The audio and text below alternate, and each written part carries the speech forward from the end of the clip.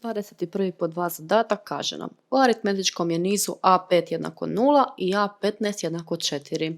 Koliki je zbroj prvih 15 članova toga niza? Znači imamo neki aritmetički niz čiji je peti član jednak 0 i 15. član jednak 4. Kako računamo zbroj aritmetičkog niza? Znači zbroj računamo po formuli iz knjižice, znači Sn gdje nam je n, znači broj članova koji izbrajamo, u našem slučaju 15, jer nas pita koji je zbroj prvih 15 članova, jednako je n pola, znači n nam je 15 u našem slučaju, a1 plus an, gdje je an taj 15. član, a1 prvi član. Vidimo da mi imamo 5. i 15. član, znači ono što nam nedostaje je prvi član toga niza. Pa kako ćemo ga izračunati? Možemo ga možda računati pomoću općeg člana niza. Koji nam je opći član niza? Znači, n-ti član niza se računa kao a1 plus n minus 1 puta d. Što nam je d? Pa d nam je ta neka konstanta aritmetičkog niza, jer nam je aritmetički niz gdje je razlika između susjednih članova uvijek jednaka. Ok, znači što ja mogu napisati? Imam a5, mogu napisati da mi je a5 jednako a1 plus 5 minus 1, znači 5 minus 1d, to jest da mi je a5 jednako a1 plus 4d.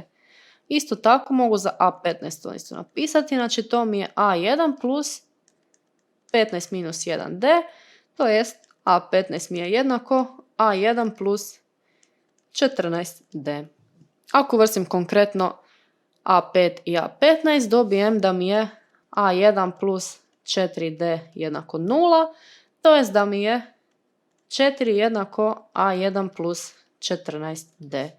Iz ovog tu mogu izraziti a1 i napisati da mi je a1 jednako minus 4d. Taj a1 sad mogu uvrstiti u ovu ovdje donju jednadžbu, znači 4 mi je jednako minus 4d plus 14d. 4 mi je jednako minus 4 plus 14 mi je 10d. I sve još dijelim sa 10 kako bih dobila d i dobijem da mi je d jednak 2/5. Ok, dobila sam koliki mi je d, sad pomoću d mogu dobiti a1. Znači jednostavno vrstim, znači a1 mi je minus 4d, što znači da mi je a1 jednako minus 4 puta 2/5, to jest a1 mi je jednak minus 8/5.